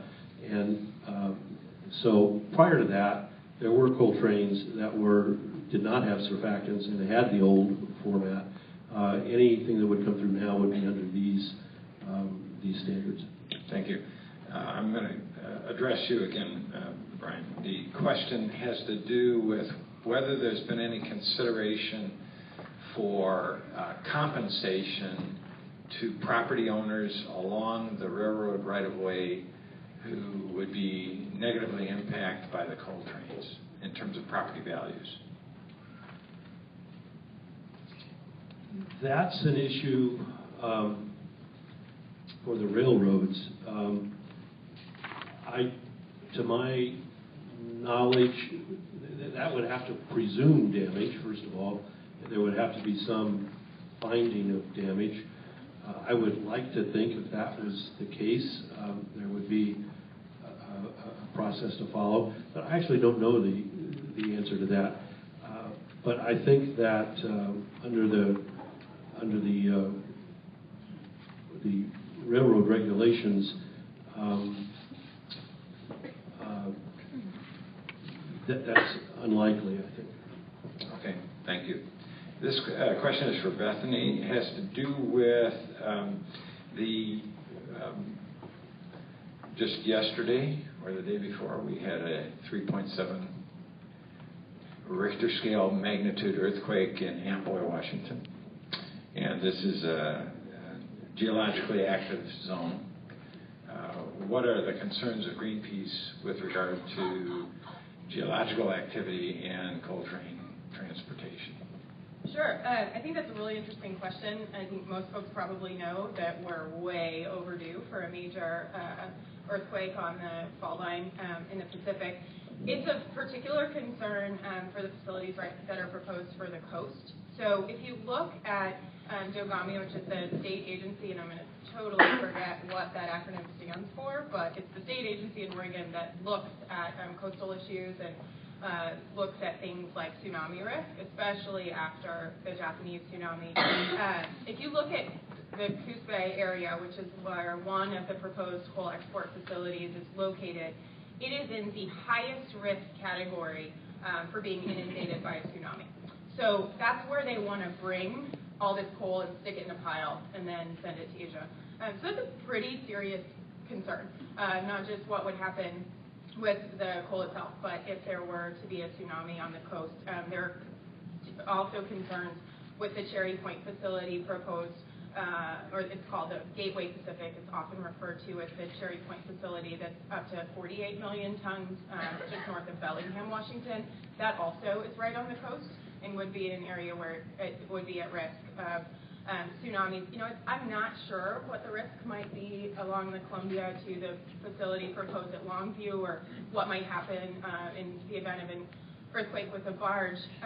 We do have concerns about what would happen if there were any kind of natural disaster or climate-induced disaster that could lead to an inability of these barges to move. So the assumption that it'll never happen, that a barge is sitting long enough for there to be a combustion event, is pretty problematic considering what does happen along the river. If there's a problem in one of the locks, or if there's another accident, even if it was an accident that wasn't to a coal barge, or say there was something that happened that closed the Columbia River Bar, which does happen on occasion, so that the ships had to sit there and the barges couldn't move, what would happen then? Same thing with forest fire risk. One of the comments that went in from actually the Forest Service employee who's in charge of the National Scenic Area in the Gorge submitted comments on the proposed Cherry Point facility, and she noted that there have been 62 fires along the railroad tracks just in the scenic portion of the gorge, which is a short area within the gorge, caused by trains. Those aren't other fires, specifically caused by trains moving through the gorge. And the only emergency response capacity that exists able to go and address an issue in the gorge is the emergency response team here in Portland. So if anything happened in this whole area, you would need the emergency response folks here to go there. And that happened just last summer when there was a large fire in White Salmon. Portland actually responded. So there's a lot of concern about capacity for any kind of natural disaster, whether it's an earthquake, or fire, or anything like that. There's definitely concern. Thank you. The question now for Liz. So what steps have been taken to address the concerns of the Native American tribal communities of the Columbia Basin? That's a really good question. The tribes are really, really important for this project, for all the projects out there. They have certain rights that they should have for fishing rights, to the fishing grounds that they hold sacred in other areas, they hold sacred in other areas. And what we do is there's a formal process we go through that's led by the Corps, where you actually do from one sovereign nation to another consultation with the tribes to hear their issues. And that's a process that's ongoing and has actually already started right now. So the Corps will contact the tribal nation and do outreach and hear their concerns, and then it'll be up to the project to mitigate. We have to mitigate the concerns of the tribes. It's really important.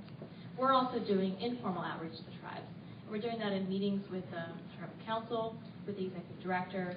We're starting to do some outreach on the ground so that we can do, much like we're presenting to your group, we'd like to go into some of the tribes and present to their communities so that they can make their own decisions about the project, either one way or the other. And that's something that we'll be rolling out over the next few months, and it's quite a long process. Thank you. Dr. Harris, you spoke earlier about some of the sort of side impacts, not direct invasive health impacts, but some of the side impacts such as noise pollution and depression and high blood pressure issues that are the result of stress that may be associated with the trains. What evidence do you have of that? Well, there have been a number of studies that have looked at people who live close to the tracks versus those that live elsewhere. And these studies have found increased heart disease, increased insomnia, increased hypertension, stress and anxiety are all factors that have been found on, good peer-reviewed studies. But if the claim is that the trains are generally going through lower income neighborhoods in the first place, then how do you eliminate the variable that those people are more susceptible to hypertension anyway because of that poor diet and because of low income rather than the coal dust itself? Well, a good controlled study would take that into consideration. That's not the only place where poor, low-income people live. There are lots of other parts of the city, so they would be paired up to offset for that. Thank you. Let's see. I have so many. Let me check the time here very quickly and see where we are. I think I'll say we'll go for maybe another 10 minutes and then call it an evening. So I could go on here for a long time, but I'll try not to do that. So this is for Brian Gard, and it has to do with the comment you made earlier about the fact that if we do not carry out these projects, they're simply going to go to British Columbia and other ports.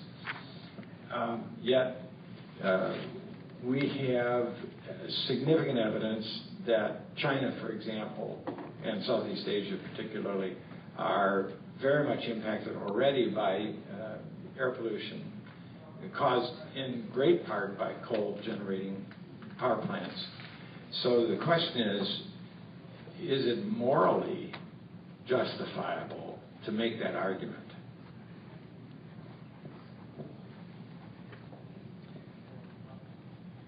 Is everybody here familiar with Abraham Maslow, Maslow's hierarchy? He's an existential humanist philosopher. When I was your age, he was kind of pop. What it says is, essentially, is that it's very difficult to enjoy Beethoven on an empty stomach. What it says is that people care about food, they care about shelter, they care about safety.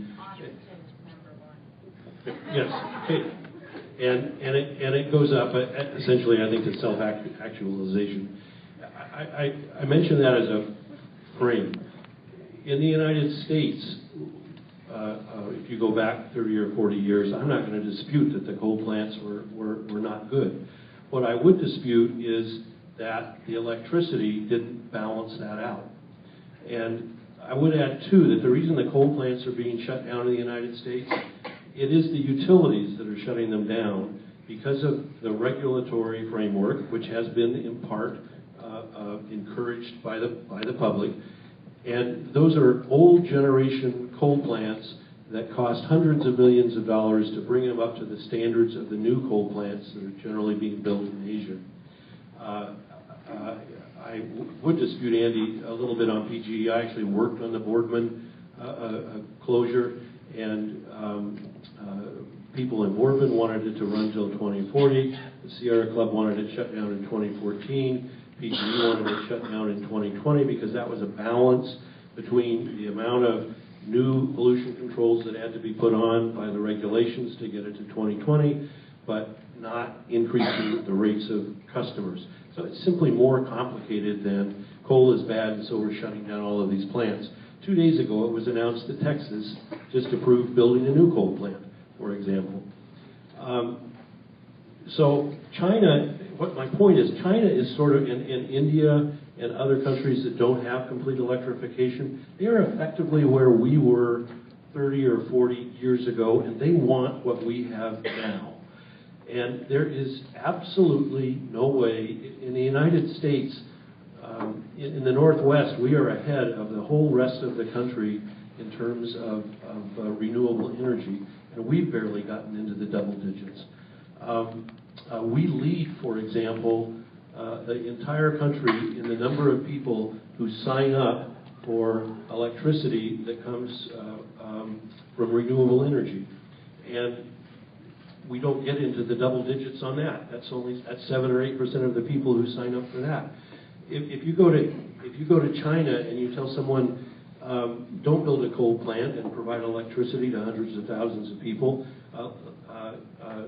do solar, they're going to say we can't do solar and provide that electricity.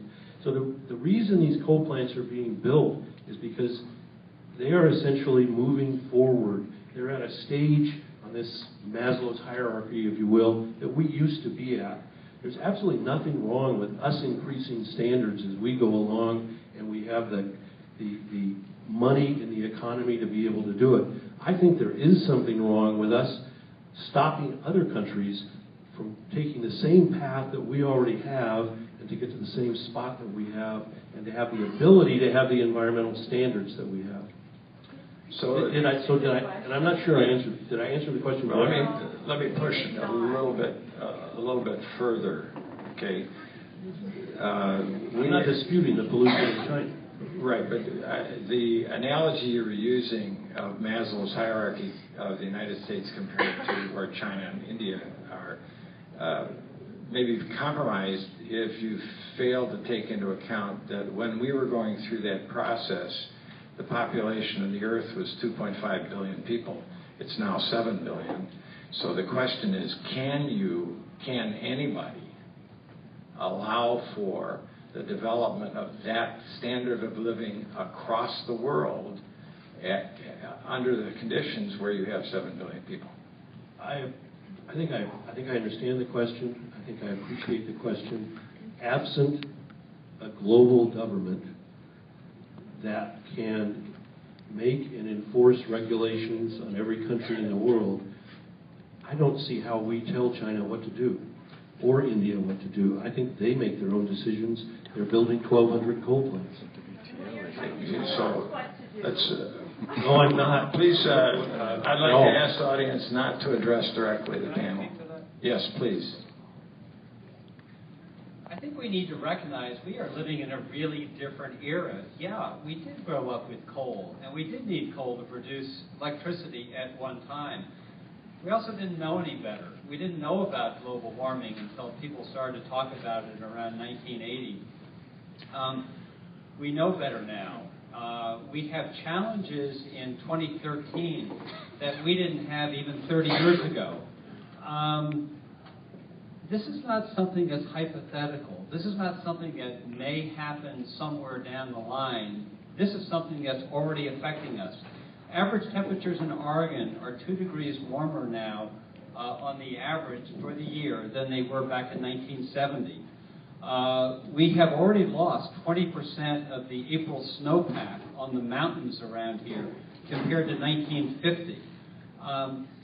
Things are happening, and we have got to be responsible. We've got to be cognizant of what is happening and to take corrective action. So to say that what worked for us 150 years ago or 100 years ago is okay for the rest of the world, I don't think recognizes the severity of the problem. That's being armchair quarterbacks when those of us that are working in the trenches on global climate change say we've got a real crisis here and we have got to change our ways. I'd like to add on that. I think it's important to note that not everyone in China or Asia is clamoring for dirty U.S. coal. There are huge efforts happening all across Asia to work towards more renewable development. And Beijing has itself pledged that they're going to reduce their coal use by 50% by 2015 because they're experiencing PM 2.5, particulate matter 2.5 pollution that is above the highest hazard rating that the U.S. EPA has. They had to shut down all of their factories in order for the athletes to come there for the Olympics because athletes were refusing to go. And most athletes didn't come until a few days before their events because that air is so toxic. There are places in China where people have never seen a blue sky.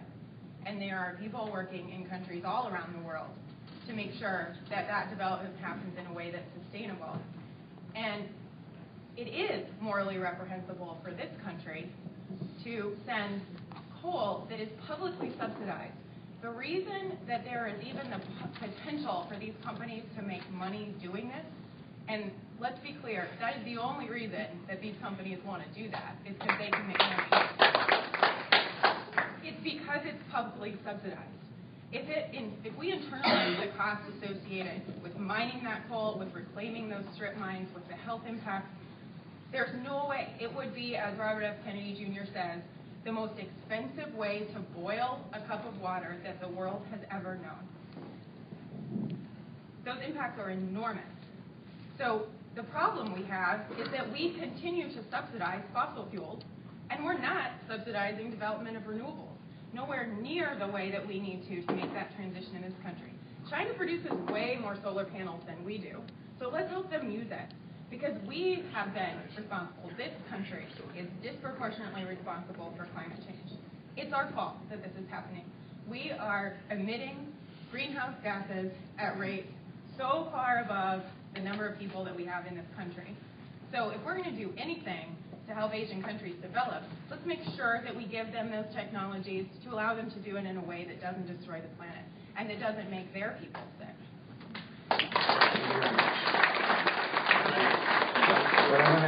What I'm going to ask each of the panelists to do is make a closing statement at this time.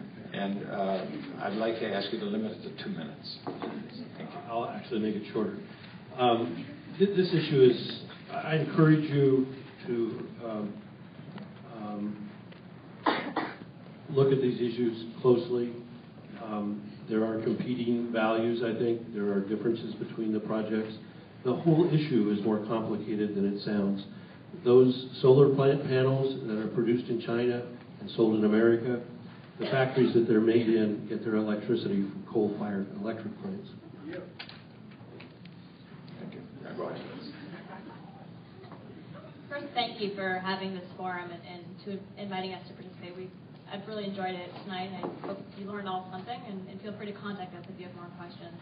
I think with More Pacific specifically, the Project Center really has tried to design it such that it finds this middle path where it balances both economic benefit and also mitigates environmental concerns and issues.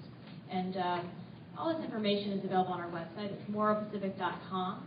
You can also contact us there. So if there's other forums you'd like to speak in front of or have additional questions, that's a great way to reach us. Thank you.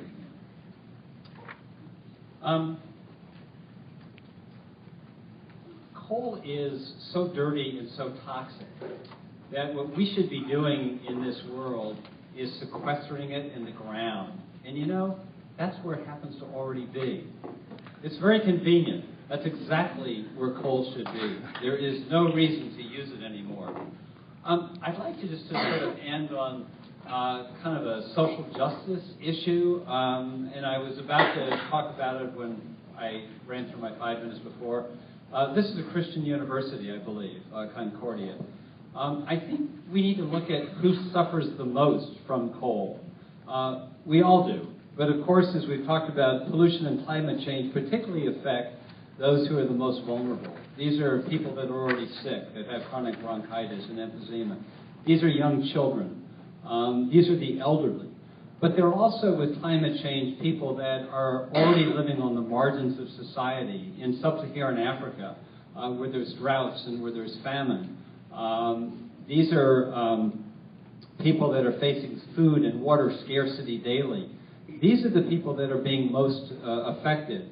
And we are called to be our brothers and sisters' keepers. We're called to look out for the common good. And I think if that's really our Christian calling, if you will, or our humanitarian calling, we have got to figure that into the big picture. This is the way we want to live our lives. These are the principles that we stand by, and I think these need to be our guiding principles on whether we develop coal and further pollute this planet. Thank you. Thank you. Thanks everybody for being here tonight. I will say again that I work with the Power Pass Coal Coalition. There's an enormous amount of information on the Power Pass Coal website. It's also, you can listen to all the testimony that happened at all the hearings on the Washington proposal at the Gateway Pacific. That's also available online. We've got some signs in back if you're interested in that, and I've got plenty of cards if folks want to be in touch. I do want to say, I don't just do this because it's my job. I do this because the people and the places that I hold most dear are in the path of this project. This is my home. It's been my home my whole life. And I am deeply offended that Big Coal thinks they can turn it into the United States coal chute. It's not okay with me. And that's on every level. It's not okay with me. Last summer, I traveled the train track. We followed the rail lines for 1,300 miles from Portland back to Helena, Montana. And we stopped in communities all along the way. And it's when we visited the derailment site, which is on Yakima Nation ceded land, and met with the Yakima Nation. I will tell you that the tribes are almost unanimously opposed, that the Columbia River Intertribal Fish Commission has expressed very serious concerns. The Lummi Nation, whose ancestral burial sites are in the path of the Gateway Pacific proposal, burned the check that the coal company had sent them trying to buy off their words about this, and said that no money could buy the rights to their land or to this place that was so special to them and to their fishing rights. And 54 Northwest tribes have signed a letter asking for a full area-wide environmental impact statement and expressing significant concerns about these impacts. So we're talking about impacts to people all for thousands of miles in the United States and then all the way across the world. This is the worst project that's proposed in this country in terms of climate impacts. We cannot afford to export coal if we do not want to put ourselves into a system that is utterly catastrophic in terms of climate change impacts. We cannot afford to do it. It absolutely has to be stopped. So I hope you all join in that with the dozens and dozens of communities who have passed resolutions, with the hundreds of doctors, with the faith community that is speaking out against this, and let your voice be heard. Call Governor Kitzhaber, tell him to deny the permit for the Morrow Pacific project, and tell him to do it soon, because that permit deadline is on April 1st.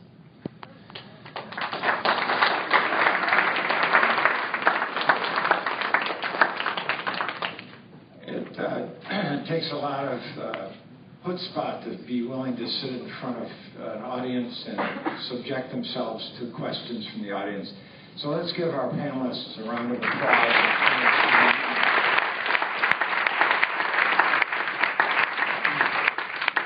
I found this very interesting myself and really appreciated your efforts and the comments that you made. One thing that I want to say before we release you, I want to say a special word of thanks to Nakash Singh, who organized this and really